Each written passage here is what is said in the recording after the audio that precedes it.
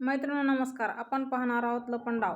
कान्हा आज खूप रागामध्ये आहे आणि सखीला खूप जोरदार धक्का देतो. तो का देतो हे आपण पाहणार आहोत. तर चला मग स्टार्ट करूया. कान्हा काहीतरी शोधत असतो आणि सखी म्हणते, अरे कान्हा, काय चाललंय तुझं? निदान मला तरी सांग. आणि कान्हा काहीच बोलत नाही. कान्हा पलंगावरची गादी उशी सगळं बाजूला करतो. सगळं उचलू उचलू पाहत असतो, पण त्याला कुठे काही सापडत नाही. कान्हा सखीला म्हणतो, 2 मिनिटं बाजूला व्हा. त्यावर सखी म्हणते, तुला काही हवंय का? मला सांग ना. कान्हा शोधतच असतो. टेबलावर ठेवलेले प्रत्येक पुस्तक तो उलगडून पाहत असतो, पण त्याला तिथेही काही सापडत नाही. सखी कानावर वैतागते आणि म्हणते, असा कसा रे तू? मी केव्हाशी तुझ्याशी बोलते आणि तू माझ्याकडे बघतही नाही. कान्हाही आता तेवढ्याच चढत्या आवाजात म्हणतो, थांबा. आणि कान्हाची नजर कपाटावर ठेवलेल्या 2 बॅगकडे जाते. एक सुटकेस आणि एक काहीतरी पेटी असते. सखी पण त्या दिशेला पाहते आणि घाबरते. मनातल्या मनातच बोलते, कान्हाला आता ते माझं पत्र नको सापडायला. सखी घाबरून कान्हाजवळ जाते आणि म्हणते, अरे कान्हा, तिथे काही नाहीये. त्यावर कान्हा म्हणतो, 1 मिनिट थांबा. आणि परत सखी म्हणते, अरे मी सांगते ना तिथे काही नाहीये. कान्हा शोधण्याचा प्रयत्न करत असतो आणि सखी त्याचा हात धरून म्हणत असते, तिथे काही नाहीये, तिथे काही नाहीये, तिथे पाहूच नकोस तू. आणि कान्हाला आता खूप राग आलेला असतो.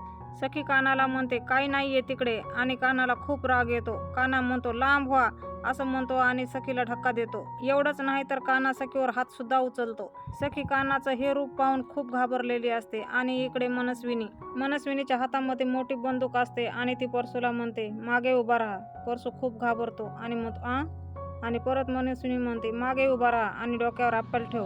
परसू परत म्हणतो, पण सरकार. आणि मनस्विनी म्हणते, ॲपल डोक्यावर ठेव. घाबरत घाबरत परसू डोक्यावर ॲपल ठेवतो आणि मनस्विनी म्हणते, गुड. परसू खूप घाबरतो. त्याच्या अंगातला सगळा घाम बाहेर येतो आणि तो मनस्वीला म्हणतो, सरकार प्लीज ऐका ना. मनस्विनी बंदूक रेडी करून ॲपलचा निशाणा घ्यायला तयार असते आणि परसू घाबरत म्हणतो, सरकार ऐका ना प्लीज, सरकार ऐका ना. मनस्विनी मोठ्या तोऱ्यात म्हणते, शडाप परसू. आणि मनस्विनी गोळी झाडते. गोळी झाडली की लगेच परसू खाली बसतो आणि म्हणतो, सरकार. परसू त्याचे दोन्ही हात चेहऱ्याजवळ घेऊन खूप घाबरलेला असतो आणि म्हणतो, सरकार सरकार. आणि इकडे मनस्विनी हसत असते. मनस्विनी परसूजवळ जाते आणि त्या बंदुकीने त्याला डिवचत म्हणते, किती फट्टू आहेस रे परसू तू.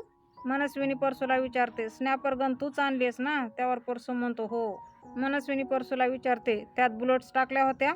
आणि परसू म्हणतो, नाही. मैत्रिणींनो, कान्हा काय शोधत आहे हे आपल्याला येणाऱ्या काही भागामध्ये समजणार आहे. हे जाणून घेण्यासाठी आजच आपलं चॅनल सबस्क्राईब करा. बेल आयकॉन प्रेस करायला विसरू नका. व्हिडिओ आवडला असेल तर एखादं लाईक नक्कीच करा.